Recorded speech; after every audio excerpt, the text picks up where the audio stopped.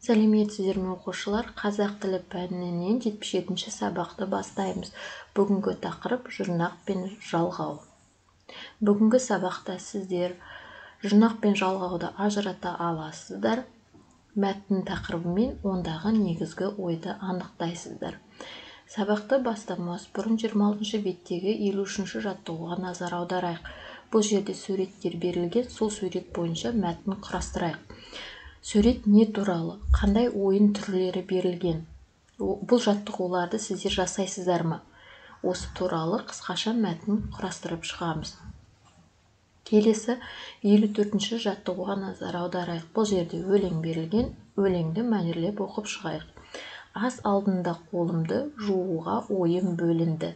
Тазалыққа мән берем, мұнтаздай қып өңімді. Өлең не туралы? Өлең әрине тазалық туралы.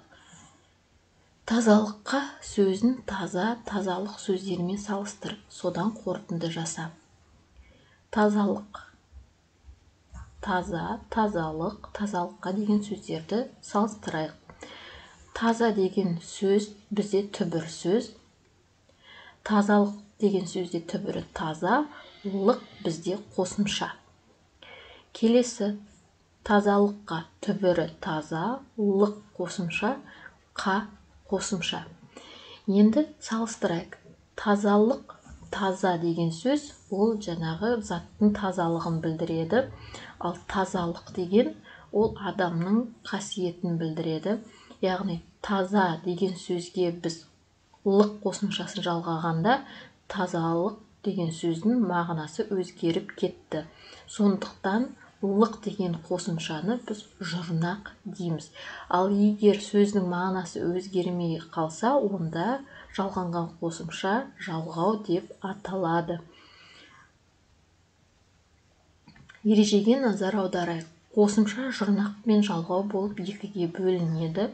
Сөз мағынасын өзгертетін қосымшаны жұрнақ дейді. Жұрнақтың белгісі мына үшбұрыштың жарғысы сияқты белгілейміз. Мысалы, футболшы. Мұнда түбірі футбол, футбол ойынның атауы. Ал егер біз ш қосымшасын жалғасақ, футболшы, яғни футбол ойнайтын адамға айналып кетеді. Егер түбірдегі сөздің мағынасы өзгерсе, онда ол жұрнақ болып табылады. Егер біз футболшылар дейтін болсақ, лар бізде жалғау, яғни ларды қосқан кезде ешқандай мағына өзгермейді. Сондықтан ол жалғау болып табылады. Келесі оқулық. Түбірі оқу, ол адамның іс-әрекетін білдіреді. Кітапты оқу. Лық жұрнағын жалғасақ, онда ол оқулық, оқу құралына айналып кетеді. Сондықтан лық бізде жұрнақ болып табылады.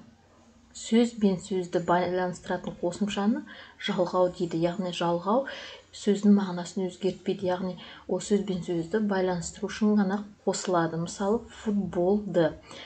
Яғни футбол ойын, футболды да ойын болып қалады. Мысалы, Асан футболды жақсы көреді. Оқуға, оқуға да ға деген бізде жалғау болады. Яғни сөздің оқу деген түбірдің еш мағынасы өзгерген жоқ. Сондықтан ол жалғау болып табылады. 55-ші жаттығуды орындайық. Мақалды көркем жаз, жұрнақ жалғанған сөздерді тап дейді. Өнерлі жігіт өрде озар, өнерсіз жігіт жер соғар. Осының ішінде жұрнақ жалғанған сөздер қайсысы? Тауып көрейік. Жұрнақ жалғанған сөздер өнерлі және өнерсіз. Өнерлі деген сөздің түбірі өнер, лі бізде жұрнақ. Өнерсіз түбірі өнер, сіз жұрнақ.